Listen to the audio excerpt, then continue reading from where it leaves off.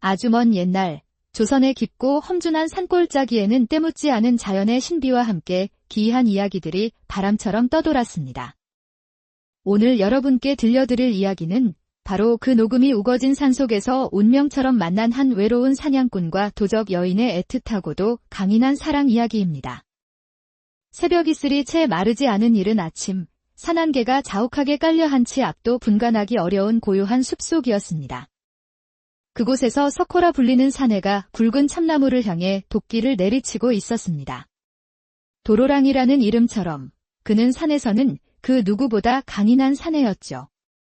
마을 사람들은 그를 산의 아들이라 부를 만큼 산속지리와 사냥에 능통했지만 바위처럼 단단하고 무뚝뚝한 성격 탓에 여인과는 인연이 닿지 않는 외로운 삶을 살고 있었습니다. 쩡. 묵직한 도끼 소리가 고요한 산골짜기를 울릴 때였습니다. 석호는 무심코 발밑을 보다가 걸음을 멈칫했습니다. 이게 대체 무엇인가? 그의 발치 앞, 우거진 수풀 사이로 새하얀 비단 조각 같은 것이 보였습니다. 호기심에 이끌려 다가가 보니 놀랍게도 한 여인이 정신을 잃은 채 쓰러져 있었습니다.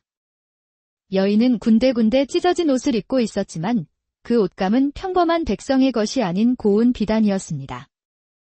찢어진 옷깃 사이로 드러난 새하얀 살결은 달빛을 머금은 듯 고왔고 칠흑같이 검고 긴 머리카락은 밤하늘 그 자체인 듯 신비로웠습니다. 그런데 석호의 눈에 이상한 것이 들어왔습니다. 여인의 손이 닿을 듯한 거리에 서늘하게 빛나는 단검 한 자루와 도적들이 신호용으로 사용하는 작은 호루라기가 놓여 있었던 것입니다. 혼잣말로 이 여인, 보통 내기가 아니구나. 혹시 도적이 아닐까? 석호는 경계심을 늦추지 않았습니다. 하지만 여인의 숨소리는 금방이라도 끊어질 듯 가빴고 창백한 얼굴에는 핏기라곤 찾아볼 수 없었습니다. 그의 마음속에서 연민이 솟아올랐습니다. 이대로 두고 갔다가는 산짐승의 밥이 되거나 추위 속에서 그대로 숨을 거둘 것이 뻔했습니다. 결심한 듯 일단은 내 산막으로 데려가야겠다. 하지만 조심해서 나쁠 건 없지? 그는 여인의 손과 발을 튼튼한 칡넝쿨로 단단히 묶은 다음 조심스럽게 등에 업고 자신의 산막으로 향했습니다. 석호의 산막은 사냥할 때 머무는 작은 오두막으로 깊은 산속에 자리 잡아 인적이 드문 곳이었습니다. 여인을 평상에 눕힌 석호는 곧장 약초를 캐와 정성껏 다려 먹였습니다. 쌉쌀하면서도 따뜻한 약초물이 목구멍을 타고 넘어가자 여인이 미간을 찌푸리며 천천히 눈을 떴습니다. 그 눈은 마치 깊은 산속의 호수처럼 맑고 고요한 눈동자였습니다. 여기가 어디입니까? 여인의 목소리는 새벽 숲을 울리는 꾀꼬리 소리처럼 맑고 아름다웠습니다. 내 산막이요. 정신이 드시오. 그런데 당신, 혹시 도적이 아니오? 석호는 단도직입적으로 물었습니다. 여인은 잠시 당황하는 기색을 보였지만 이내 희미한 미소를 지으며 답했습니다. 도적이라니요. 당치도 않습니다. 저는 그저 길을 잃고 헤매다가 쓰러진 평범한 여인일 뿐입니다. 하지만 석호는 쉽게 믿지 않았습니다. 그는 여인 곁에 있던 단검과 호루라기를 들어 보이며 말했습니다. 그렇다면 이것들은 뭐요? 평범한 여인이 이런 험한 물건들을 가지고 다닐 리가 없지 않소. 여인은 더 이상 변명할 수 없다는 듯 잠시 말을 잇지 못했습니다. 그러다가 이내 작은 한숨을 내쉬며 고백했습니다. 맞습니다. 저는 소리라는 이름을 가진 도적입니다. 석호의 눈이 번쩍했습니다. 역시 자신의 직감이 틀리지 않았던 것입니다. 소리는 애절한 목소리로 덧붙였습니다. 하지만 저희는 탐욕스러운 관리나 부자들만 벌하는 의적입니다. 힘없는 백성들을 괴롭히지는 않아요. 석호는 한동안 생각에 잠겼습니다. 도적이라고는 하지만 이 소리라는 여인에게서는 악한 기운이 느껴지지 않았습니다. 오히려 깊은 슬픔과 외로움이 느껴졌습니다. 일단 밤이 깊었으니 내일 아침에 관하로 넘기든지 결정하겠소. 오늘 밤은 꼼짝 말고 여기서 참으시오. 소리는 석호의 말에 조용히 고개를 끄덕였습니다. 그렇게 두 사람의 기묘한 첫 만남이 시작되었습니다. 이튿날 아침, 소리가 눈을 떴을 때 석호는 이미 일어나 아침을 준비하고 있었습니다. 산막 안에는 구수한 죽 냄새가 가득했습니다. 배가 고플 텐데 죽을 좀 끓였소. 고맙습니다. 그런데 이 밧줄 좀 풀어주실 수 없을까요? 소리가 달콤한 목소리로 부탁했지만 석호는 단호하게 고개를 저었습니다. 아직은 안 되겠소. 당신이 도적이라고 스스로 말하지 않았소. 저를 믿지 못하시는군요. 소리가 조금 서운한 표정을 지었습니다. 석호는 잠시 머뭇거렸습니다. 사실 그녀가 해를 끼칠 것 같지는 않았지만 조심하는 것이 좋겠다고 생각했습니다. 규칙을 정하겠소. 첫째, 도망치려 하면 다신 걷지 못하게 만들 것이오. 둘째, 날 해치려 하면 그땐 죽을 수도 있소. 석호의 살벌한 말에 소리는 오히려 피식 웃음을 터뜨렸습니다. 참으로 무서운 사냥꾼 날이시군요. 알겠습니다. 약속하지요. 석호는 소리의 손을 묶은 칠렁쿨을 풀어주었습니다. 그런데 밧줄을 푸는 순간 두 사람의 손끝이 스쳤습니다. 여인의 부드럽고 따뜻한 온기가 석호의 거친 손을 통해 심장까지 전해졌습니다. 석호는 저도 모르게 당황하여 얼른 손을 뗐습니다. 자, 이제 드시오. 석호가 죽 그릇을 건넸지만 소리의 발목은 아직 묶여 있었습니다. 그녀는 숟가락을 들려 했지만 며칠을 굶은 탓에 손이 부들부들 떨렸습니다. 그 모습을 본 석호는 저도 모르게 숟가락을 들어 죽을 펐습니다. 내가 떠먹여 주겠소? 아, 괜찮습니다. 제가 소리가 사양했지만 석호는 이미 죽을 떠서 그녀의 입가에 가져다 대고 있었습니다. 입 벌리시오. 석호의 뜻밖의 다정함의 소리는 깜짝 놀랐습니다. 그녀가 조심스럽게 입을 벌리자 따뜻한 죽이 입 안으로 들어왔습니다. 맛이 어떠하오? 맛있어요. 정말 고맙습니다. 소리의 마음에 따뜻한 감정이 샘솟았습니다. 태어나서 지금까지 이렇게 자신을 돌봐준 사람은 없었습니다. 한 숟가락, 두 숟가락. 죽을 떠먹이는 동안 두 사람 사이에는 어색하지만 묘한 분위기가 흘렀습니다. 소리는 석호의 굵고 투박한 손과 진중한 눈빛을 바라보며 가슴이 두근거렸고 석호 역시 소리의 아름다운 얼굴과 맑은 눈동자를 보며 어딘가 모르게 긴장됐습니다. 다 드셨으면 좀 쉬시오. 나는 나무를 베러 가야 하니. 석호는 서둘러 자리에서 일어났습니다. 자신도 모르게 이 여인에게 끌리고 있다는 것을 느꼈기 때문입니다. 언제쯤 돌아오실 건가요? 저녁 무렵에는 돌아올 것이오. 혹시 제가 정말 도망가면 정말로 죽이실 건가요? 석호는 돌아서서 소리를 바라보았습니다. 그녀의 눈에는 장난기가 가득했습니다. 글쎄, 그때 가봐야 알겠소. 석호도 살짝 미소를 지으며 산막을 나섰습니다. 혼자 남은 소리는 산막 주변을 둘러보았습니다. 작지만 깔끔했고 벽에는 석호가 만든 듯한 귀여운 동물 모양의 나무 조각들이 걸려 있었습니다. 혼잣말로 참 재미있는 사람이네. 저녁이 되어 석호가 돌아왔을 때 소리는 그 자리에 얌전히 앉아 있었습니다. 도망가지 않았군요. 약속했잖아요. 하지만 정말 심심했어요.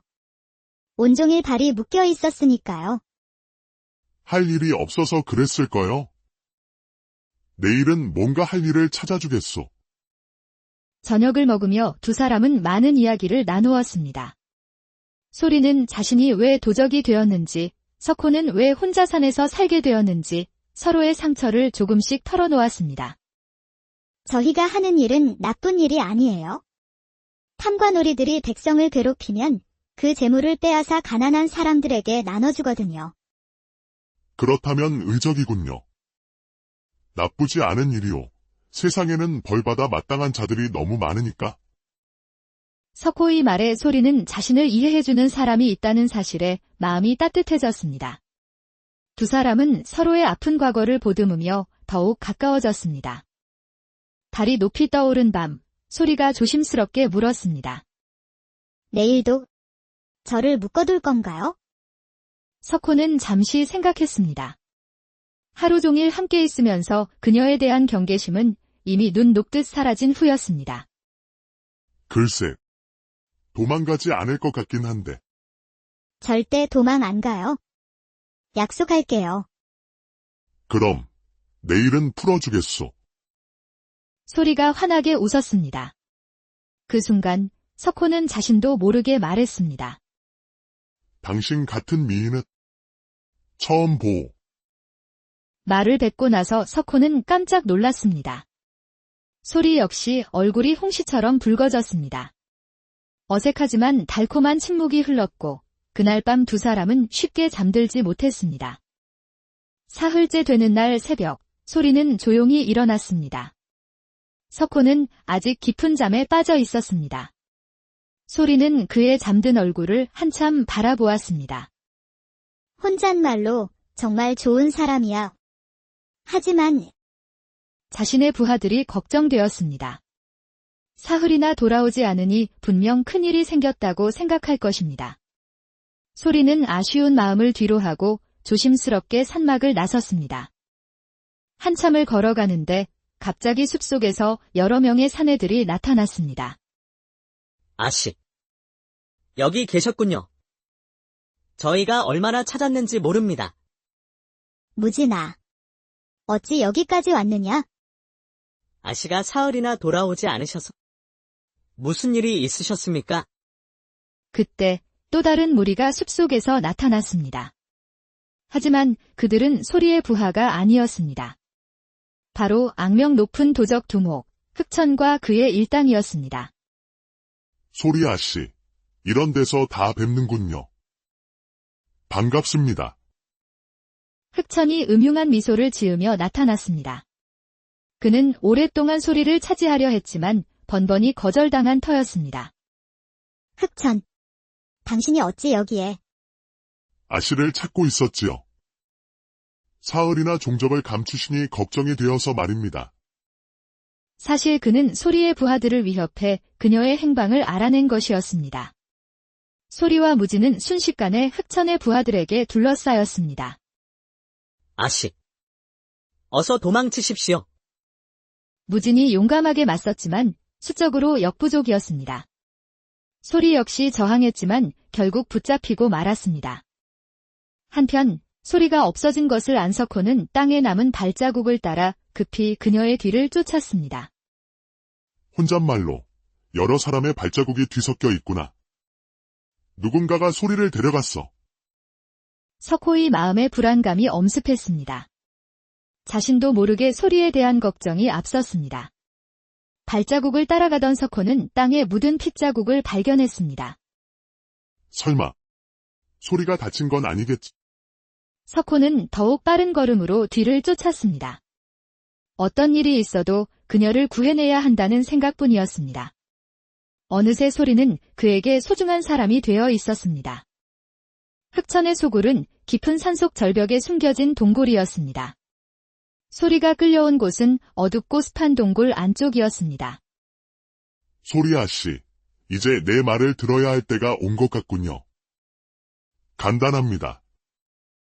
내 여인이 되시오. 죽어도 그럴 일은 없을 것이다. 허허, 그럼 당신의 그 충직한 부하들이 어떻게 될지 모르겠군요. 그때 동굴 밖에서 천지를 뒤흔드는 듯한 큰 소리가 들렸습니다. 내 사냥감을 훔쳐간 놈들이 누구냐? 당장 각오해라. 석호의 굵직한 목소리였습니다. 소리의 얼굴이 환해졌습니다. 그가 자신을 찾아온 것입니다. 동굴 밖에서는 이미 아수라장이 벌어지고 있었습니다. 석호는 거대한 벌목용 도끼를 휘두르며 흑천의 부하들을 거침없이 쓰러뜨리고 있었습니다. 산에서 나무를 베며 단련된 그의 힘은 보통 사람과는 차원이 달랐습니다. 마치 분노한 산신처럼 무서운 기세였습니다. 소리. 어디 있어? 석호님. 여기에요. 석호는 소리의 목소리를 따라 동굴 깊숙이 들어갔고 그곳에서 흑천과 마주쳤습니다. 내 놈이 소리를 데려간 자루구나. 당장 놓아주시오. 당신은 누구요? 그럴 순 없어. 소리는 내 여인이 될 사람이니? 소리에게 직접 물어보겠소. 소리, 당신 생각은 어떻소? 전 흑천과는 절대 함께 할 수 없어요. 제 마음속에는 이미 다른 분이 계십니다. 소리의 시선이 석호에게 향했습니다. 석호의 가슴이 세차게 두근거렸습니다. 그렇다면 그 사내부터 없애주마. 흑천이 칼을 휘둘렀고 석호는 도끼로 막아냈습니다. 쇠와 쇠가 부딪히는 소리가 동굴 안을 울렸습니다. 내 놈 같은 자가 소리를 넘볼 자격은 없다. 치열한 싸움 끝에 석호는 산에서 단련된 민첩함과 힘으로 흑천을 제압했습니다. 흑천의 목에 도끼를 겨누며 석호가 말했습니다. 소리와 그 부하들을 모두 풀어주시오. 그럼 목숨만은 살려주겠소. 흑천은 패배를 인정할 수밖에 없었습니다. 소리와 부하들은 모두 풀려났고 석호는 소리에게 다가가 밧줄을 풀어주었습니다. 다친 곳은 없소. 괜찮아요. 정말 고마워요. 석호님. 석호의 따뜻한 손길이 소리의 손목에 닿자 그녀는 가슴이 뛰었습니다. 이 사람이 자신을 구하러 이 위험한 곳까지 온 것입니다. 소굴을 빠져나오자 밖은 이미 해가 저물어 있었습니다. 소리의 부하들은 안전한 곳으로 흩어졌고 두 사람은 함께 산막으로 돌아왔습니다. 산막 앞 둥근 달 아래 나란히 앉아 아무 말 없이 서로를 바라보았습니다. 아까 동굴에서 제가 한 말 기억하세요? 소리가 조심스럽게 물었습니다. 석호의 심장이 다시 뛰기 시작했습니다. 기억하오. 마음에 둔 사람이 있다고 한 말 말이오. 그 사람이 누군지 궁금하지 않으세요? 석호는 달빛에 비친 소리의 아름다운 얼굴을 바라보았습니다. 혹시 나요? 소리는 수줍게 고개를 끄덕였습니다. 네. 당신이에요. 석호님. 석호의 가슴이 벅차올랐습니다. 자신 같은 거친 사냥꾼을 그녀가 좋아한다니 믿기지 않았습니다. 나도 당신이 줬소. 당신을 처음 봤을 때부터 이렇게 마음이 두근거린 건 처음이요. 두 사람은 서로를 바라보며 환하게 미소 지었습니다. 달빛 아래에서 두 사람의 사랑이 비로소 시작되었습니다. 이제 도적 생활은 그만두고 싶어요. 당신과 함께라면 새로운 삶을 살 수 있을 것 같아요. 그럼 나와 함께 삽시다. 당신이 있으면 이 산막도 따뜻한 집이 될 것 같소. 며칠 후 석호는 소리와 함께 마을로 내려갔습니다. 마을 사람들에게 그녀를 소개하고 싶었기 때문입니다. 석호야, 이 여인은 누구냐? 낯선 얼굴인데. 제 아내가 될 사람입니다. 이장님. 뭐? 아내라고? 어디서 굴러먹던 여자인 줄 알고. 저 여자 어디서 본 것 같아. 혹시 도적 아니야? 마을이 술렁이기 시작했습니다. 소리의 얼굴이 창백해졌습니다. 그녀는 용기를 내어 고백했습니다. 맞습니다. 저는 도적이었습니다. 마을 사람들은 경악했습니다. 소리를 마을에서 내쫓아야 한다는 목소리가 커졌습니다. 그때 마을에서 가장 나이가 많은 박 할머니가 나타났습니다. 다들 조용히들 못할까? 이 아이의 눈을 보거라. 악한 사람의 눈이 아니다. 할머니의 말에 마을이 조용해졌습니다. 사람은 과거가 아니라 지금의 마음으로 판단해야 하는 법부. 이 아이에게 기회를 줘보자. 한 달 동안 마을을 위해 일하는 것을 보고 결정하자꾸나. 감사합니다. 할머니. 무엇이든 하겠습니다. 그날부터 소리의 새로운 도전이 시작되었습니다. 그녀는 굳은 일을 마다하지 않았고 아픈 사람을 돌보고 농사일을 도왔습니다. 특히 고열에 시달리던 이장의 손자를 밤새 간호하여 구해낸 일이 있었습니다. 이 일로 마을 사람들의 마음은 완전히 열렸습니다. 소리야. 정말 고맙다. 내가 우리 손자를 살렸어. 내가 이제 우리 마을 사람이다. 소리는 마침내 마을의 일원으로 받아들여졌습니다. 그녀는 마을의 현명한 여인으로, 석호는 든든한 사냥꾼으로 마을에서 없어서는 안 될 존재가 되었습니다. 시간이 흘러 두 사람은 마을에서 가장 존경받는 부부가 되었습니다. 소리는 마을의 어머니 같은 존재가 되었고, 석호는 마을의 든든한 기둥이 되었습니다. 가끔 밤이 되면 소리는 검은 옷을 입고 몰래 어려운 이웃의 집 앞에 쌀이나 땔감을 놓아두곤 했습니다. 의적이었던 그녀의 착한 마음은 변치 않았습니다. 석호는 그런 그녀의 모습을 그저 미소로 지켜봐 주었습니다. 어느 따뜻한 봄날, 두 사람은 산막 앞 작은 텃밭을 가꾸며 이야기를 나누었습니다. 지금 행복해요. 물론이요. 당신과 함께라면 매일이 행복하오. 저도 그래요. 이런 평범한 행복이 이렇게 소중한 줄 몰랐어요. 두 사람은 서로를 바라보며 미소 지었습니다. 과거의 아픔은 이제 추억이 되었고 앞으로의 삶은 희망으로 가득했습니다. 진정한 사랑은 이처럼 서로의 상처를 어루만져주고 새로운 희망을 함께